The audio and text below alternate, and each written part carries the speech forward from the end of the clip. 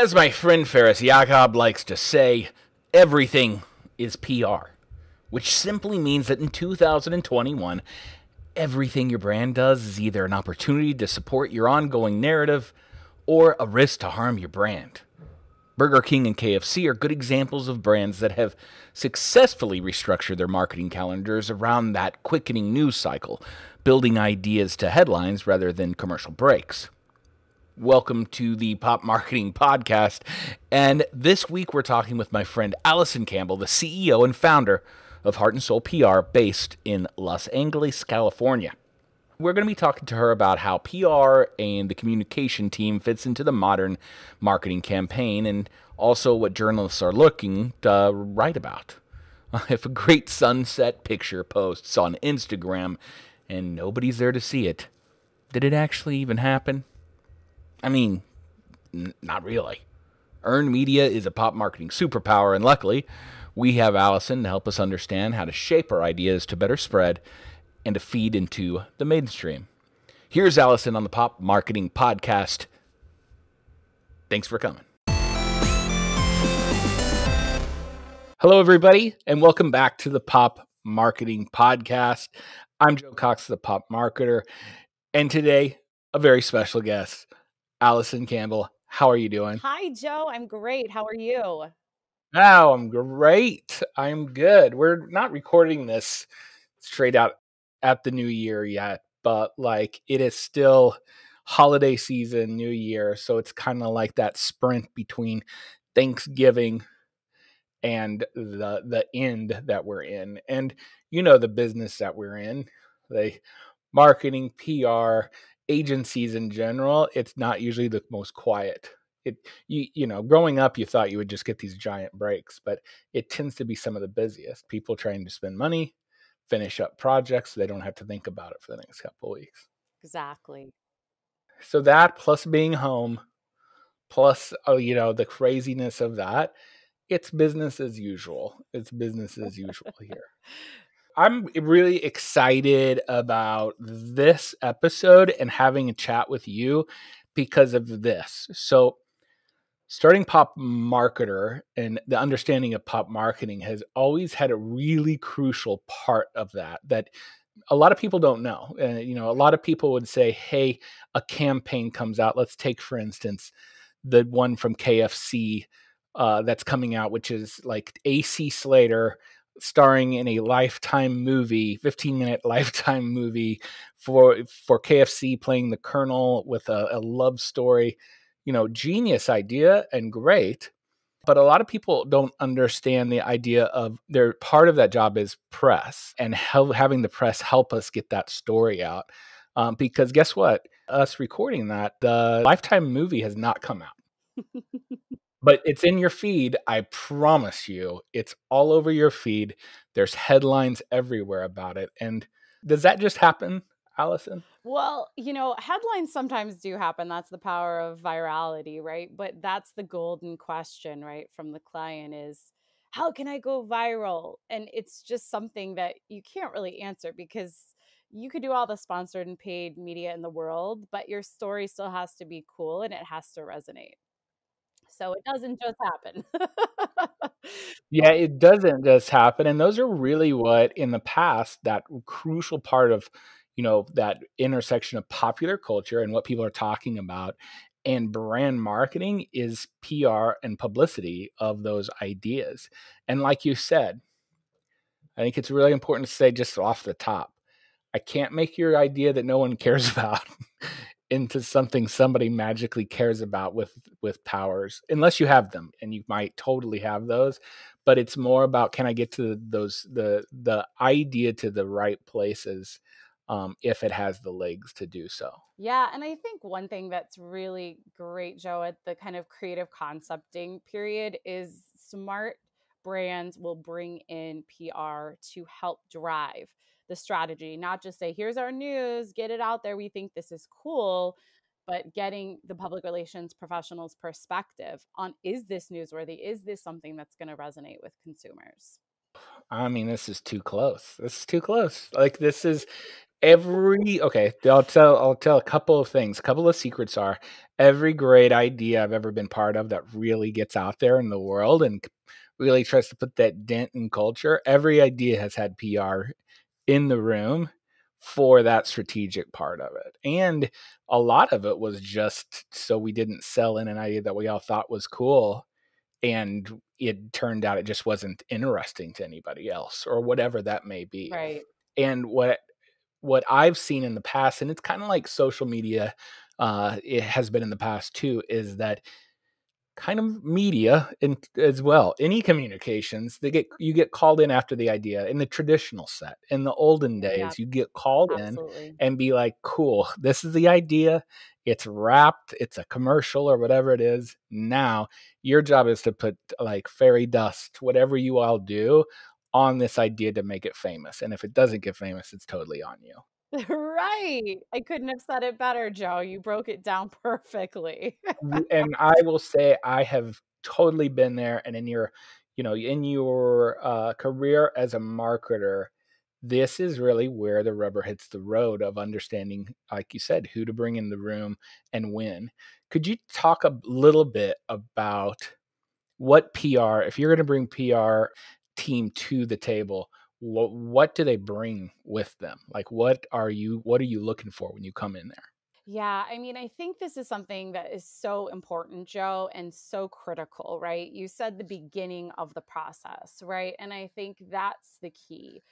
PR has this reputation, and everyone has a lot of different, constructs about what is public relations. So I think breaking that down first, right? So public relations is business development, public relations is strategy, public relations is partnerships, public relations is social media. Yep. So there's so many facets of our business. We are really a business development executive at the end of the day because we have to look at the full equation of everything and not just think, how is it going to be worthy to media? Yes, that's a big part of what we do, but how does this message translate to the internal stakeholders, to the external stakeholders, to the consumer, to not only the primary target audience but the secondary audience? So we're breaking down all of these things, and we're really like the business brains behind so much of what is happening behind the scenes.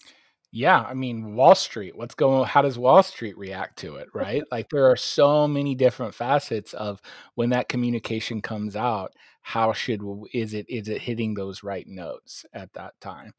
And I think another great point to make is the difference between, and I call it this way, it's like an offense and a defense, right? Like a lot of times people's understanding of PR is hey, if we get in trouble, something happens, something falls in our food, something happens that we weren't expecting, we need our safety net, right? Yeah. And if that happens, it's a risk aversion tactic or a bring in the PR when that happens. Is that fair to say that that is a lot of times where PR is seen? And how else can PR come in as more of a proactive player? Yeah, Joe, I think that's the key right there. You said proactive versus we don't like to be on the reactive. The offense defense example you used is perfect. We can often even mitigate something that might be happening down the line because we've seen it ahead of time. We might have developed messaging that's going to loop back to what could be a possible mine or something we might not want to go down, or hey, if this happens, here's how we're going to respond. And I think that's the beauty of public relations in this marketing funnel is it's an art form, and if it's used the right way and it's not subjective, then and also the players are playing their roles and ideally being the key quarterbacks Mhm. that they need to be, then everything is going to, for the most part, go pretty well. I mean, yes, of course, there's things that are always, like you said, going to come up. Crisis communications is a full practice on its own. There's PR practitioners, that's what they do for a living. It's necessary. But I think the proactive piece of it is, again, going back to what we were talking about at the beginning of that conversation, the start of the project, the start of the strategy, really thinking about all those parts and not treating your PR team or person in the room as just okay, well, what media outlets do you think this is cool for? We have so many more functions than that. And I think that's crucial to understand. We used to start a lot of times with the creative team and say, "Hey, part of the deliverable is headlines. Like, make us believe how would people write about this? How would a journalist write about it? Because if it's too tough of an idea to put into to kind of shrink down into that place. I mean, to me, that is where we get our news. That is our feed is now a lot of times, their headlines are a big portion of that and how I get updated with the things going on in my world.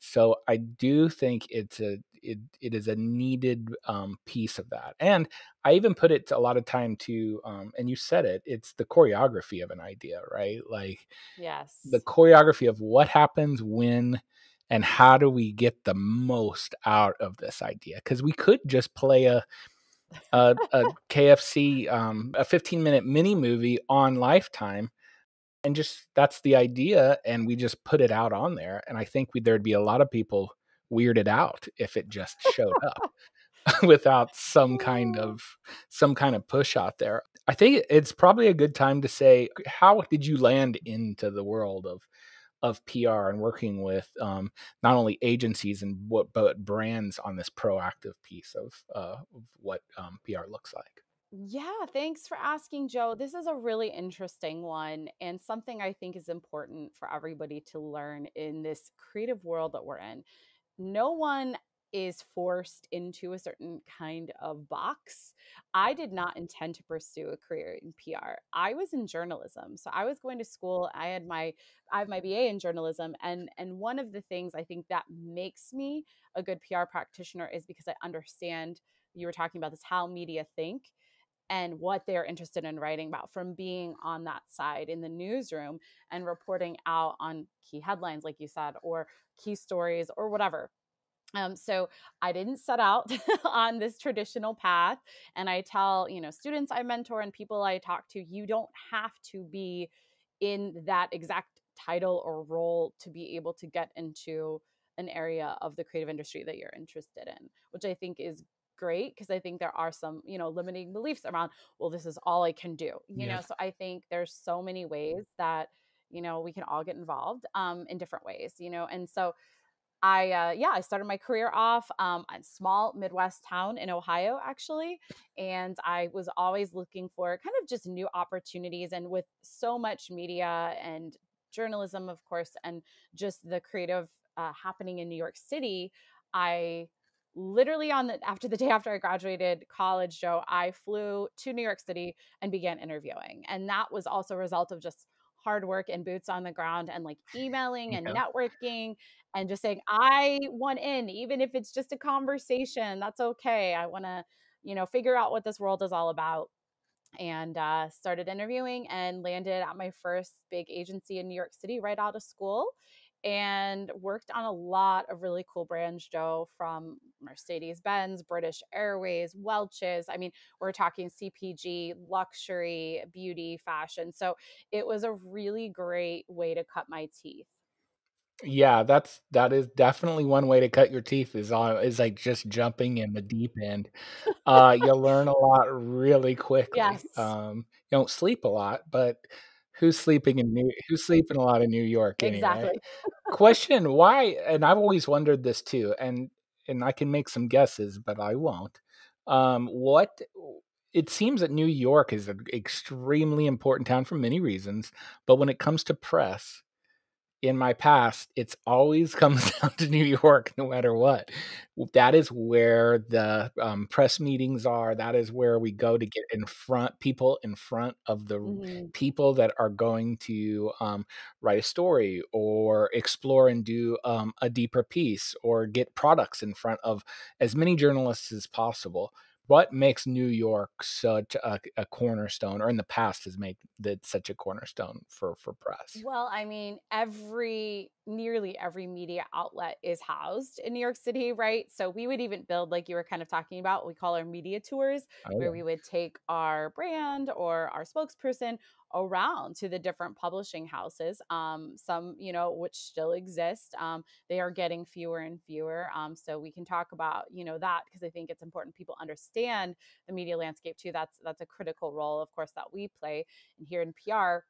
But New York City, I mean, isn't there a sign in near Times Square that says it's the greatest city That's on right. earth? I mean, there is so much going on, right? It's the energy of the city, it's the location, where all of the big media houses are housed. And it's just, home territory for so many great ideas being born, I think. I mean, you hear that Empire State of Mind with Alicia Keys and Yeah. Jay-Z, and like that iconic anthem, is what everybody thinks of, right? And the Frank Sinatra, if you can make it here, you can make it anywhere. Hmm. So New Yorkers are hardworking, they care, and those who are in the city are, whether you're visiting or not, you feel that energy. Yeah, it's a big part of it for sure, and it's the home. However, in 2020, we know that it's different, right? Like, and not that it won't be, not Yeah. that we're saying that to look at 2020. I'm not saying look at it in a scope and only 2020. I'm just in the last 10 years, there seems to have been more of movement of people are writing stories from everywhere, or they're doing it from Denver, or they're doing it from wherever they may be, just based on connectivity. And we've seen a lot of that happen in 2020. Hmm. What does it look like now? I'm sure there's pieces of that still there, but what does the modern media landscape, what does it look like for press and for PR teams? Yeah, Joe, that's a great question. And you're absolutely right. And I think this happened with the advent of social media, right? We see that citizens are now journalists, right? That's one, right? And you can write from anywhere. Now, whether your news is credible is another question, but the idea that I can put, the news out there in any format, because we are so digital now, is not limited by geography. To your point, I know writers that write for key publications headquartered out of New York City that are working from home, wherever that is right now, whether that's Midwest or down South or wherever they are in the country, because they are able to. And I think what COVID's shown all of us is this virtual way of working, and being able to, report, do whatever we need to do. In the case of journalists, be able to get the news out there in whatever ways they need to, irrespective of geography. Newsrooms are definitely shrinking. That means more writers are, Hmm. or I should say less writers are at the newsroom, meaning they have more responsibilities. So, one editor I talked to recently at a major publication, she's now the video editor and she's editing all the video content in addition to writing the pieces. So we're also seeing not only like a shift in geography, that you can write news anywhere, but we're also seeing a shift in the roles of media, right? And many journalists playing and having to wear multiple hats, which we as creatives, I think, have had to do for a long time, but finding even more and more that they have to play those roles. And even journalists have to kind of be their own social media creator. Some jobs are very competitive because the newsrooms are shrinking. They need to be running the social media accounts for the publications as well. So I think that it also means the news really should be newsworthy. That's a 101 we talk about, but because there is even less attention span, not only for journalists, but hello, all of us, like you said, am I going to click on that headline? Then we really have to think very critically about what we are putting out there and how we're approaching it. Yeah, it's a little bit like you hear consumer first a ton. You hear think of the user first, and when it comes to do you want to for this story to travel and to be, I mean, I call it to have legs, but Yes. we have not. I want to make sure that we get some things out of the way. The job of PR is not to make journalists write things. You don't have a magic power that says, "Hey, pay us X, and we'll just have these things written about." Is that right? Right, right. If you want paid media, that's paid That's media. yeah, Pay for it. yeah, yeah. That makes it pretty easy. This is earned, so you earn it, Yes. right? Like you Yes, earn it, exactly. and so really, I always saw PR as our Sherpa into that world, right? It's like the API between what we wanted to do with our campaign and our client and how we want to affect culture, and then the API between media, which is journalists are really just putting the stuff out there that people want to consume. That's the job. Right. And they were looking to curate the things that make the most sense. And I have found in the past there's been a lot of education for teams to understand, well, this is what I'm interested in or what our client is interested in, but this is what a journalist thinks. Yeah. Couldn't say it better. I love the insight of journalists having less of them and more responsibility. I think that's totally known. And now there's like 20, now they need a TikTok and now they need a this, and they're Right. not getting more staff. They're just doing more things. What does that say about what do you think are a couple ways you can be most valuable to a journalist whenever you're pitching them an idea or bringing something to them? What are they looking Love for? this question, Joe, because not enough people ask it. They just think, I'm going to send an email. It has a great subject line, which is important, and let me just get this out. Let's go. Well, no, we need to take a step back. So number one, across the board rule of thumb is build a relationship. That's how we're talking today, Joe. We built a relationship. So that's critical, right? With anything that you're doing, whatever creative profession that you're in, but especially in journalism. The person doesn't just want to feel like you're just pitching them all the time or they haven't gotten to know you. So even if you don't know the person, one thing I do quite consistently is I'll look and see what articles has this person written about. So we vet our media list. That's critical. And not enough PR practitioners are doing that. And that's a continued pet peeve I hear from journalists is, why am I getting news about this? I have nothing to do with this beat or this topic. Now, granted, some of that is shifting a little bit because of COVID and like we were talking, and newsroom shrinking and reporters taking on more roles and maybe more beats. But typically, if it's a tech reporter and you don't have tech news, I mean, it sounds simple enough, but you'd be surprised at how many journalists would say, I've gotten this and it has nothing to do with what I write about. And that's because someone was just eager to hit send on the email or the news and get it out there. And that's the worst thing you can do. So step one is definitely build out relationship. And that could be as simple as, hey, I saw this article you wrote on whatever the topic is, and then go into the, details about why you think your topic or news relates to that person. So I think that's one, Joe. I think two is kind of that strategy we talked about, right? Like what is our goal with this, and also how quick is this news? Like, is it something we call more evergreen that has a little bit more time, or is it, this is launching next month and we need to figure out a way to get this news to the journalist in that, what we call lead time? That's super important. You have to understand the working timelines of journalists. And I would say even more so now, I'm even finding broadcast desk. I called one of them recently and here in LA. They had taped, and this was at least a few weeks ago, Joe. We're now into, that, like you said, the holiday early part of the year. They had pre-taped everything. And this is, of course, for morning show. So every news outlet is different too. So you have to understand that. But all of the segments were pre-recorded through the end of the year. They said, interestingly, we're only looking for evergreen at this point, which I thought was very interesting because typically we're seeing broadcast as maybe we only work like a week out. But every newsroom is different right now. So in their case, they needed and wanted to pre-record everything, and they're looking for more stories that will give them more lead time.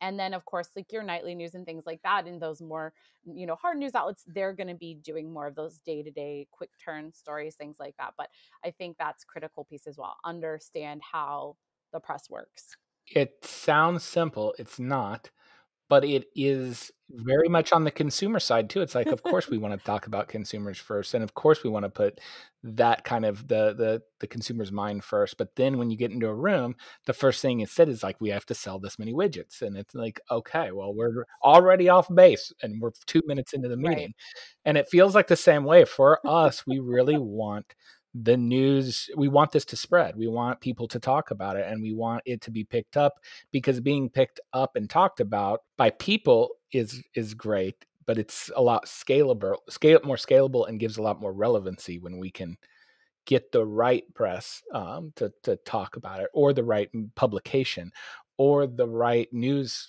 group to be able to talk about it.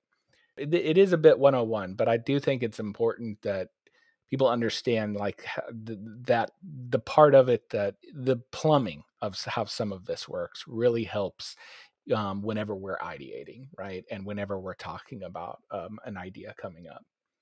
What have you seen going on this year? And we talked a little bit about shrinking, well, less journalists. We've talked a little bit of, people jumping on different kinds of beats.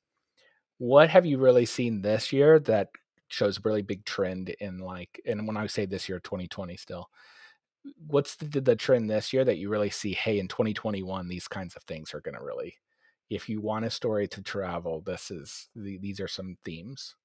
Yeah, I think the beauty of what we're talking about, Joe, is that it's kind of, I don't want to say frozen in time, but if you have a great Hmm. story and you have told it in a way that is not only engaging to your audience but as well to the journalist, it's not time bound, really. Like, I think, and by that I mean, of course, keeping in mind, like we said, time bound meaning lead times and other things like that we kind of broke down. Yes, there are constraints within how journalists are working and reporting, but I don't think that there is necessarily a time bound thing when it comes to good news and good campaigns and good work, right?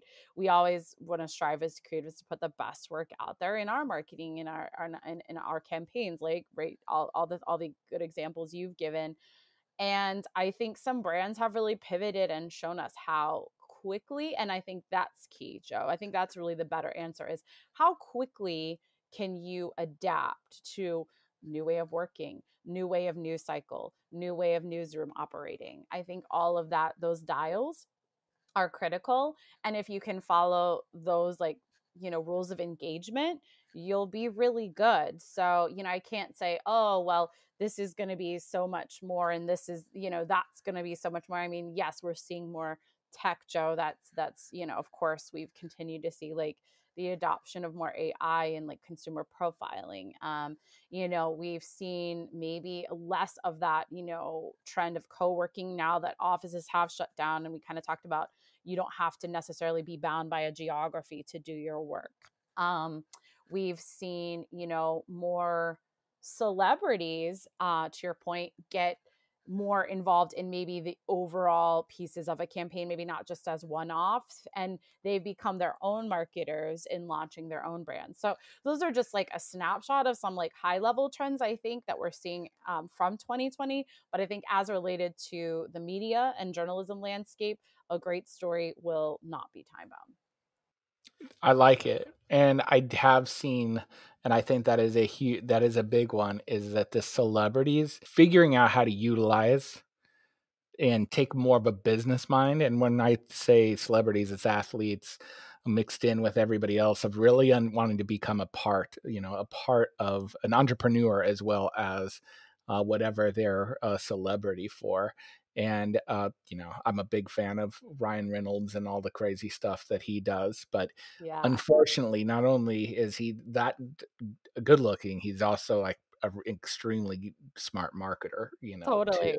Shaq as well. Yeah, and he gets publicity. And, on my last email I had sent out, I'd said he gets publicity because he's in from the movie industry. Yes. The masters of understanding, hey, I have this movie coming out at this time. How do we get as many people interested in this and kind of put it into their world as possible? I loved your headline for that, Joe. I read it right away, and that's a cool campaign matches. So we'll see what comes out of that. But I think you're absolutely right. Yeah, the headline was "Don't F with Taylor Swift." Was Yeah, that right? Yeah. exactly. Yeah, I Yeah, thought yeah. that. Yeah, yeah, you gotta toss it in there. I'll use whatever I can. You gotta get the email open, and that really comes back to what you had said too. A lot of times when people say there's relationship involved, you get the idea of like, oh, there's a favors being back and forth. I do not feel like that you're saying that. I think you're saying, think about it this way. How many LinkedIns do you get, messages do you get, when you can just tell that that person has sent you a LinkedIn message, has no idea about your business, and gives you the the pitch, because they're giving you a pitch about their Yeah. business, and it has sometimes, if you're lucky, it has your business in it or your name, but it's just says boilerplate. And Right. I'd answer 0 because nobody's got time for that. But Yeah. if one person puts in a pitch like, "Hey, I read your book. I've read this piece. I saw this video. I really got excited, and I think this is a fit and does work for me, helps me understand why they're relevant." Are you saying the same thing when it comes to talking to anybody who's an influencer or a journalist or whoever that may Exactly. be? You said it perfectly, Joe. I couldn't have said it better. What about influencers? Before I get to the Super Bowl, what about this new world that we're all trying to get used to of influencers? A lot of times in my past, PR has always gotten shoved stuff like, "Hey, social media, put it in PR." I think it's kind of PR, and then it becomes kind of its own thing. Same with influencers. I've seen a lot of because it's about relationships and about media, but people as that media. Influencers be a part of that. What's your background and understanding of influencers and how that's kind of being utilized and blowing up now? Yeah, I am really excited to talk about this topic, Joe, because back when mommy bloggers did not want to become mom bloggers, they really hated that name, by the way. I was at that turning point with all of that happening. I was working with a brand at the time that was very focused on that mom audience. And I ended up just becoming friends with these women. And I still talk to them. One of them commented on one of my LinkedIn posts recently. We saw each other pre COVID at this women's conference. And these relationships, I mean, it really does come back to that. These relationships last years and years, especially if you're, Yep. not just tapping them when you like, hey, I have this for you, but just how are you? How's it going? So I think understanding the influencer is also most of the time a journalist in their own right. Like they're a content creator. There's someone who has a brand, they have a tone of voice, they have a look and feel. So I Yep. think that's just something, we need to address right off the bat. It's not just, oh, this person's creating, really cool TikTok content. Well, yes, there is that happening, but I mean, even with your guy, with the ocean spray, we Mhm. saw him go on, CNN. Like that story went so far and wide because people could relate to him and he had this likability. And I think the likability factor is something that is going to continue to be critical in this influencer landscape. I talked to a brand expert friend of mine as well about this and what we're seeing with like branding and new branding in this new world. And I don't just want a Photoshop model. Many clients and brands and consumers are saying, look, I don't want that. I want to see who you are. I want to see what you do. I want to see what you like. I want an inside look into your world. And I think those are the successful influencers we're seeing now. I mean, we had started to see some of the influencer landscape shifting before when it became kind of this, well, I have so many followers, so therefore pay my hotel bill. We saw that blow up in that influencer space, Yep. right? So that has, I think, people started to catch on. And then that goes back to the authenticity equation, right? Like, are you really authentic? Like, are you really doing this to how does this support my brand and how do I support you and all of that stuff. But it's changing quickly. And I want to talk for a second about these kind of creator hubs now that we're seeing, even for the young generation. So I was reading an article in the Atlantic, Joe, and they've created, it's called Clubhouse Beverly Hills, but it is literally a real estate developer who has created this mansion. He pays the rent for the creators, he pays for the food, it's unlimited food. He has a film crew filming the influencers 24/7. I mean, this is like reality show, quote unquote, on steroids, right? So the and we're talking influencers from like 12 to 21 plus because they want an inside look at what these kids and these young adults are doing. And it is trending. And what the creators are saying is they love this experience because I need to be next to so and so because the community wants to see us together. So they understand marketing in their own right. They know what they're doing. They really do. It might not seem like it, but the ones that are really successful, they get it. They totally get it. Yeah, the hubs, it's funny because it almost feels like I read that same thing and it feels like it's reaching a it's not new.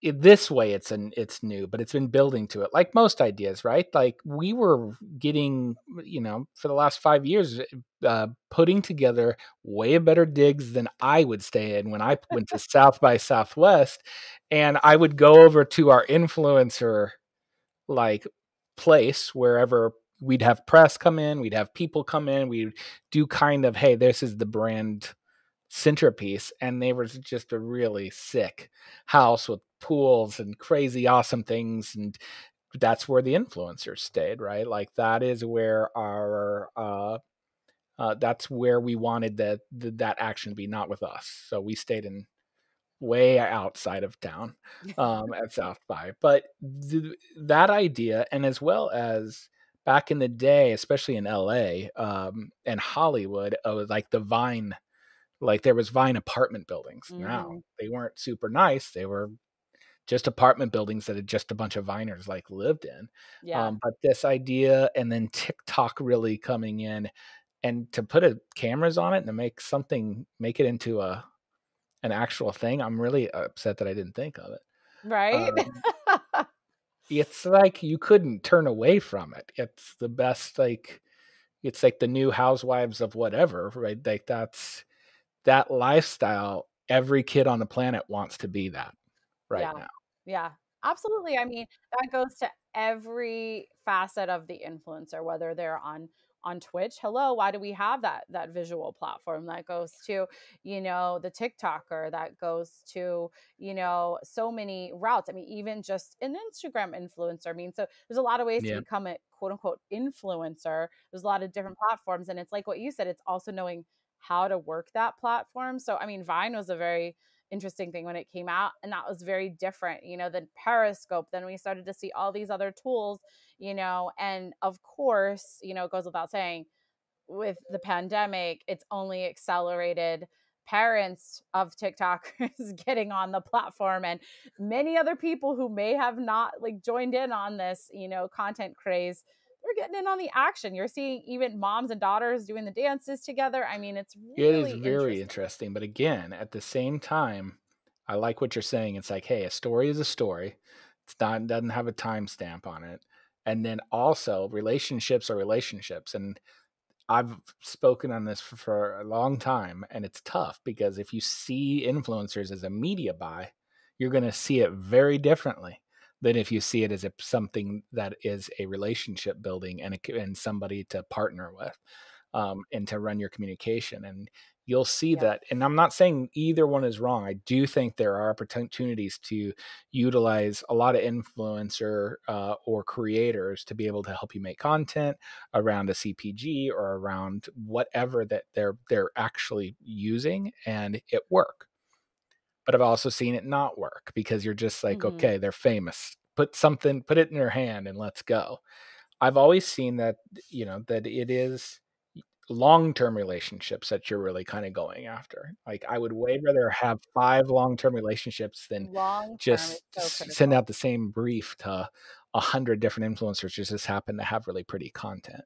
Well, that's the thing too, right? And I want to talk for a second, Joe, really quickly on following, because to your point, it's not just about, oh, yes, let's get this because this person has a million followers and it's going to go viral because they are. Is the engagement authentic? Does this product or does this piece of news or whatever fit this person?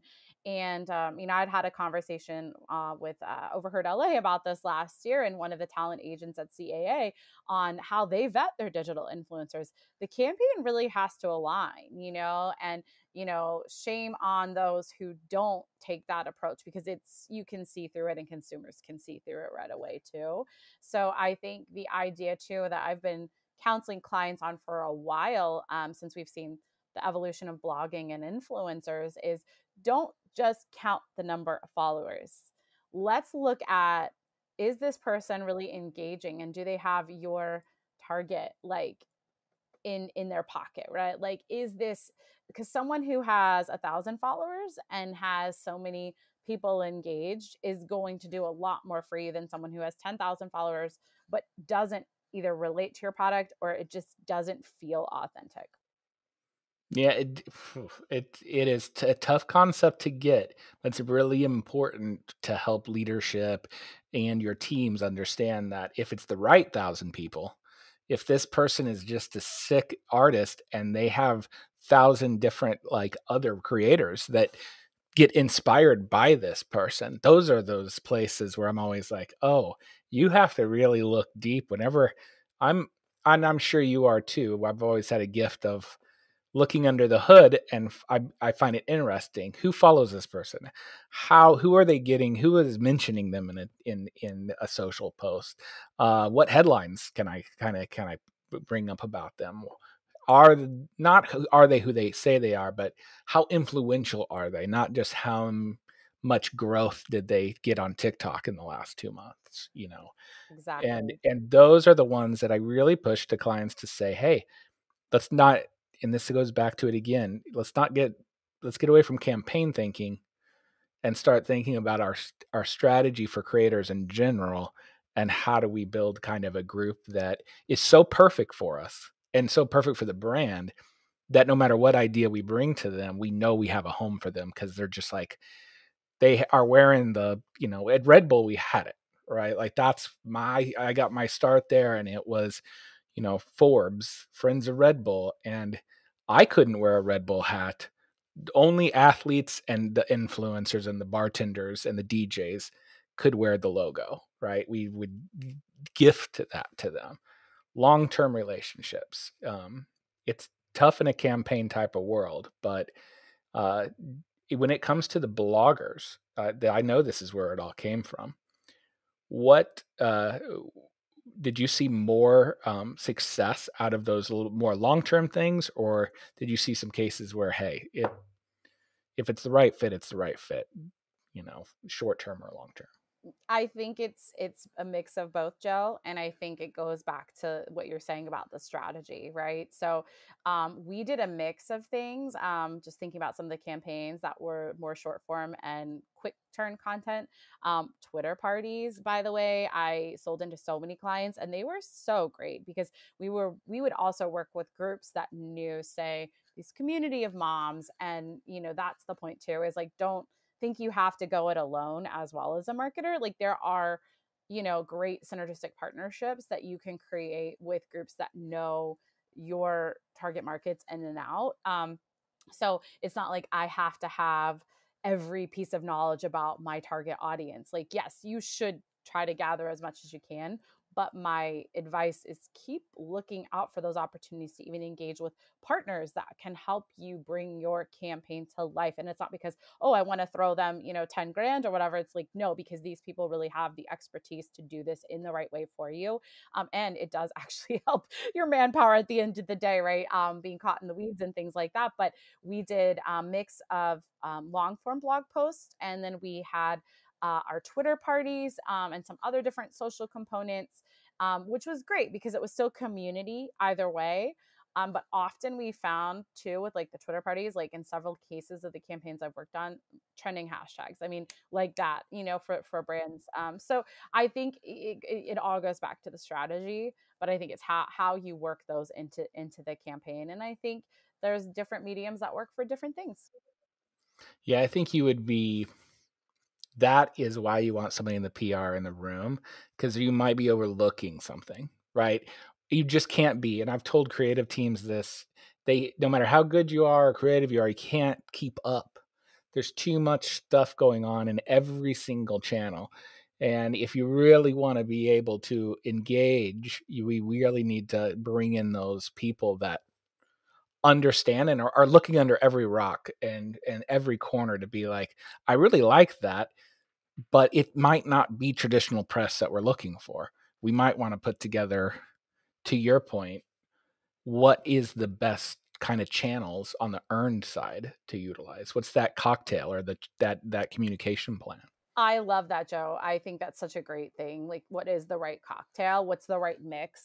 How many ingredients are in that to make your perfect insert martini here, right? When you have a little bit of too much and maybe not enough of something Yep. else. So I think that's critical. And I think if marketers and creatives, we can look at things like that and be willing to part sometimes with the strategy. And that's hard from our perspective too. We've thought these ideas would be great for a client, and especially early on in my career, I think that was the hardest thing to let go, is bringing Yeah. them, oh, this is such a great idea, like this is going to be so good for you, and for whatever reason the brand didn't like it. So at that point it's like, cool, but we have to sometimes let that go, even if we feel so passionate about it. Sometimes there is a better way. So I think the willingness to kind of let others in the room, and work with your team collaboratively, and use everyone for their expertise, will make a really beautiful campaign. So that brings up to me, the ultimate media event, and especially in the time of COVID. It's, what does Super Bowl look like this year, right? Like, and what a mixture, right? An amazing mixture. If you know the mechanics and you kind of know what's going on, this mixture of, it used to be we were surprised by all the commercials on Super Bowl. Now, probably 90% I've already seen because they've been pre-screened and in my feed for 2 weeks, of that. But what do you think it's kind of looking like when February comes for Super Bowl? The landscape is really interesting right now, Joe. So, Ad Age reported a few weeks ago that about 75 to 80% of the slots were already sold. No pandemic discount, which I thought was very interesting. Okay. Hmm. We're seeing about the same cost for an ad spot as last year. So it's roughly $5.6 million for a 30-second spot. So that's not turning away advertisers. They still understand the power of the Super Bowl. We had about 100 million viewers the Super Bowl last year, according to Nielsen. And there were also about 32 million social engagements. So I think it's both, to your point, it's some of the stuff you're seeing pre, it's some of the stuff you're seeing during, and it's post game as well. And thinking of your communication strategy as that. Do I think you have to buy a $5.6 million Super Bowl spot to get your message heard? Absolutely not. Do I understand why brands do it? 100%. We're Yeah. you're seeing it grow, and I just looked back because I was curious, Joe, at some numbers. So if you can believe it, a 30-second spot in 1967, I want to give you a guess as to how much that spot was then compared to now. 67. Yeah. It wasn't even a million. It wasn't even close to a million. It would had No. I would think even like 150,000 would be, 150,000. Yes, well, you're over according to Price is Right, but it was I $37,500. mean, that could buy you like 3 cars and a house back in that time. Like, that's Exactly, exactly. And what's been interesting is about every decade we're seeing that climb about 1.1 million every decade, going up from there. So, I mean, ad dollars aren't going anywhere for Super Bowl, even in a pandemic or not.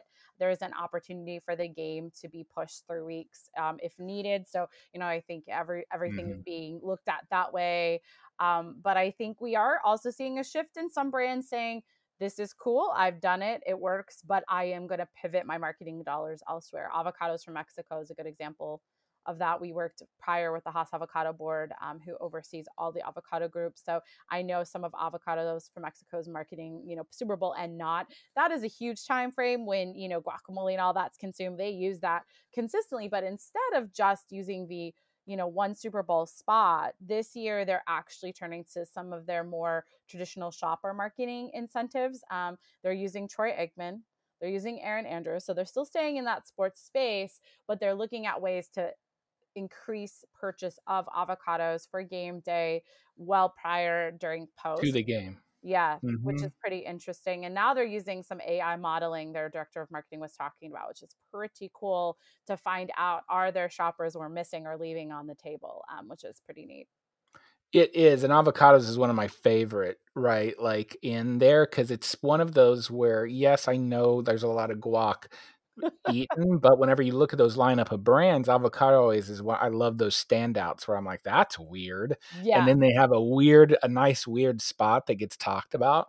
But remember, it's all about your strategy, so you're not gonna go, "You know what? Guac sounds great. I'm going to go out during the game and grab some. That's not what they're doing the spot for, right? Yeah. We have to understand.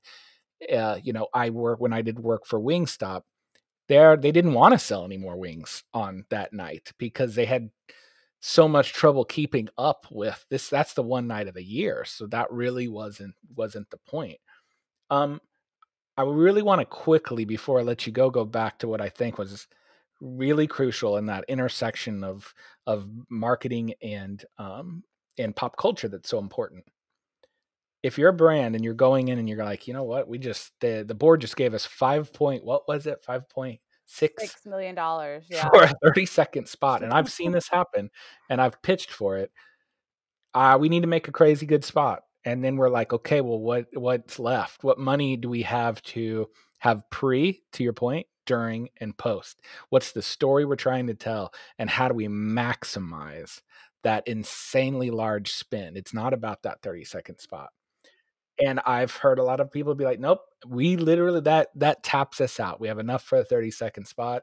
And I've seen it that had that occur, right? Like where that 30-second spot will happen and there's no talk about it before, a little chatter on Twitter maybe during, and then nothing following up. Do you follow that practice of pre, during, and post for a lot of your clients, and whenever you're talking about a campaign? Yeah, at heart and soul, that's critical to us. And I think one of our core values is we aren't going to tell you something just because you want to hear it. And I think that's really important. So, like you said, the creative team or whatever, in the case of the Super Bowl example, might say, well, this spot, and we need the, whole amount to like make it. And it's amazing. It's like, well, no, that's when we need to go back to the strategy in the room. We need to say, hey guys, like let's maximize this. Let's all work together to do that. So sometimes the PR person's opinion, and I shouldn't say opinion, more of the expertise, is not always favorable, but if you are a good practitioner, you are counseling your brand in the best way possible, whether it's that lead up to, during, or after. And I think that's key with anything, whether it's an event, whether it's an influencer campaign, whether it's a big spot. You really need to think about the whole mix. We kept saying the marketing mix, Joe, but like, how are all these parts playing together to tell one great story? So even when, say, boom, mic drop, you have your Super Bowl spot, you will have already had some pre-chatter and buzz, ideally leading up to that. You will have talked about opportunities to be in some of those cool roundups, and you will have also engaged your target audience, post game. That's going to keep your brand on the top of their minds. Yeah, I can't thank you enough for coming on here. We've learned that bring PR teams in early. Uh, it's all about not only the relationship, but understanding PR and how media works. Understand how the newsroom works to understand what it is that you can do to help them tell a relevant story. And third, I say it all the time. It's think of an idea and break it up like you would three acts of a play, right? Like what is your story arc? What in whatever you're doing. And the communications team, the publicity team, the PR team, all of those have helped immensely in my background, and so great to kind of jump in with you and chat it up a little bit about those things. Where can people find you and get in touch with you over the interwebs? Yes, it's heart, HEART, and soul, SOULPR.com. Easy enough. Easy enough. Thank you for joining us today. And yeah, anything else as we go into 2021? Anything else that you're thinking about, or pop culture stuff that you just can't get enough of? Yeah, Joe, I'm excited for 2021, and I think we have an exciting opportunity as marketers as we look to see what we've learned from in 2020 and use those learnings as we head into 2021. I think we're going to see so much more opportunity to connect, and that's okay if it's virtually. We're learning how to be even more nimble, which I think is critical in any part of our marketing and our media mix. And I think creative will always reign, right? It's all about that great story, that great timing, and that great strategy. Couldn't have said it better myself. And another piece is like I'm in my basement, you're in your bedroom. Like, this is great. We're getting work done. I have a lot more to go, and it's actually happening. So I think we learned a lot about ourselves and where and how we work best too. So Alyson, Absolutely. thank you so much. Really, it was a pleasure talking to you, and looking forward to talking again once we get this pandemic out of the way, people jump in planes, and we can start talking about the cool events and different things going on in 2021. Thank you for having me, Joe. I'll take you up on your offer for some Kansas City barbecue too. Oh yeah, anytime. Like all kinds. All right, thank you so much.